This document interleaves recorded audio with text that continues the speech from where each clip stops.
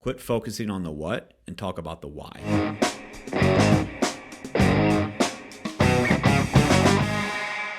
And I did this with the team. I think it was Dan Beer. I was at an event in Nashville, and he brought out the whiteboard. He started doing numbers, and he said, how many team leaders in the room, because a room full of team leaders, have said to their team, we're going to double our business next year? And like everyone's hand went up because it's visionaries, big thinkers. Right. And how many of you leave your hand up if you had a detailed plan of how to make that happen? And nobody's hand was up, right? And so I'm like, cool, I'm not alone, right? Like, I get it. And fortunate for us and for having amazing people like you on the team, we've been able to accomplish those things. Right. But what he did is he broke down in the metrics of how it's possible. Right. I don't know the exact metrics. Like, I have the exercise and I could do it again. Colin, maybe we could do a live in the private group going through those numbers and how that's possible. I think that would be helpful for the group. By the way, if you're listening to this and you're not a part of our private group, you need to. It's an exclusive community. There's no strings attached, but we do some exclusive stuff in there. So Colin will link that in the show notes as well so you guys can access that. But what he did was he said, all right, so double your business. Raise your hand if you could increase your marketing spend and you could increase your leads by 20%. I was like, that's realistic. We can get 20% more leads. Awesome. What if you could increase your conversions of a conversation to appointment set by 3%? I was like, possibly, right? Like that's realistic. And then appointment set to met. What if you could increase that by 8%? And he just had little micro adjustments throughout, ended up doubling the business. And like the biggest percentage was number of leads generated was 20% more, but each conversion was like 5 to 10%, right? Some of them were less. And if you can just increase those metrics on a little scale, it can double your business. Yeah. And I think we underestimate the importance of what those numbers are and how you can use that to create a predictable business in real estate. Yeah, and I think that just goes right back to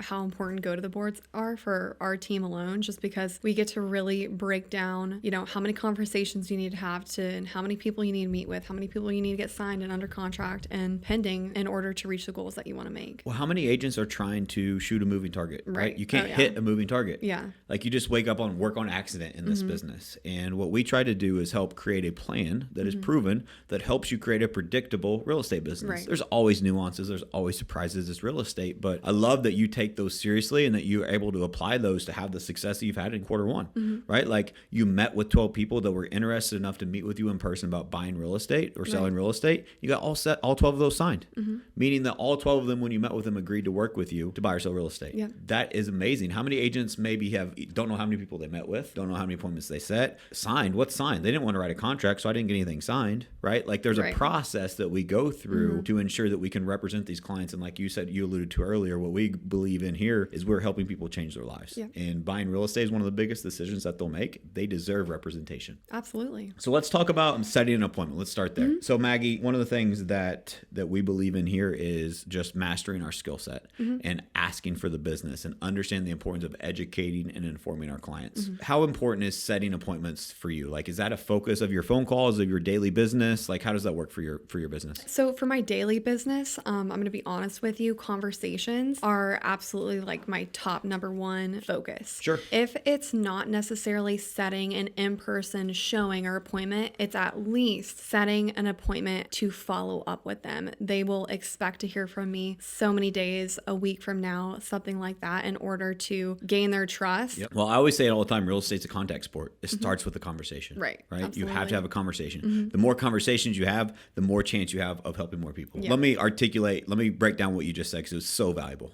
So great. Your goal isn't always to necessarily set an appointment. That's what you said. But in reality, it is. Yeah. Because what you also said is if they're not ready to meet face to face, my goal is to set an appointment for a follow-up call. Right, exactly. And so I truly believe there's two ways to end a phone call. You either set an appointment or you set a follow-up, which is also an appointment. Yeah, right? absolutely. And so it's too many agents work on accident and they don't set that follow-up. And I call that a hang up. Like agents, if a client hangs up on you, are you mad at them? How mad should they be at you for you hanging up on them? And I guarantee you, every real estate agent hangs up on more clients than clients hang up on them. Here's my definition of a hang up. If you end the phone call with anything other than an appointment set in person via Zoom or a follow-up for your next phone call. Anything other than that is a hang up. Yeah. Quit hanging up on your clients. They deserve better. They need your help. They need your guidance. They need your help building a plan. And so make sure you're providing that value and setting that appointment. Right. And again, that's the point of the conversation, right?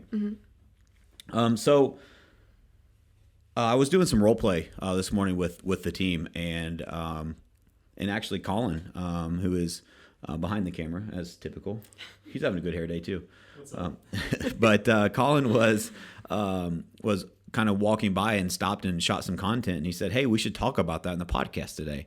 And I'm like, what in particular stood out to you? And he said, you were really talking to the agents about quit focusing on the what and talk about the why. I say that a lot internally, but I think it's so crucial, and so many agents don't understand the importance of this. And it's not right or wrong. It's just, this is what has worked for us. Too many clients or agents get stuck on trying to find the perfect house, and they ask questions around, what does the perfect property look like? Right. Yes, if they're in the dreamer stage, get them dreaming about that perfect property. Cool. But the why they want that house, the why they are moving, the pain they're moving away from, or the pleasure they're moving towards, is way more important than the what. So my recommendation to them was quit focusing on the what and ask about the why. Absolutely. Find their motivation. Why are they moving to the area? Why are they moving away from this? Why are they moving towards that? Why is that important to them? What other pain or problems or obstacles is that going to create in their life? And you really dig by asking questions, and you find their problem, and you find the root of their problem, and then you solve their problem. You made a sale. Like, sales is solving problems. But where we go wrong is we get stuck in let's go back to hangups, right? So there's hangups on the phone, and there's also a crutch that if I hear this in the company, I'm going to like break something. Not really. I wish I could. I hear it too much. And it's an easy habit for agents to fall into, right? But I think every agent realizes when they do it, they're like, oh, that wasn't good. But we fall into the trap, and you listening, you do it too. Oh, well, have you found any properties that you like? Let me send you some listings. Let me know if you see anything you like. Anything that, oh, well, I'll follow up with you later. When's later? What's a follow-up? With what? There's no value being exchanged, right? And so that is worse than a hang-up. If you are the type of person that says, well, I'm going to send you properties, let me know what you like, your client deserves better. That's a hang-up. The reason you get stuck in that trap is because you feel like the only value you provide as an agent is finding them the right property. That's why I hate when real estate agents say they're matchmakers, because you're not. You're way more than that. It's not about finding the perfect property. Here's a reality. If I gave you an unlimited budget and allowed you, Maggie, to build your dream home, how long would it take before you started picking it apart and found things you didn't like? Within the first 30 days, you'd be like, oh, not shit. very long. I wish I would have done this different. I wish I could have done Right. that different. The perfect home doesn't exist. Yep. And so we have to get off of the what and focus on the why.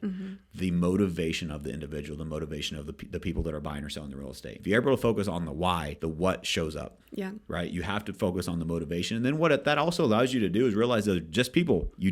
They're another person that's looking to buy or sell real estate. So have a conversation. You build that rapport with them.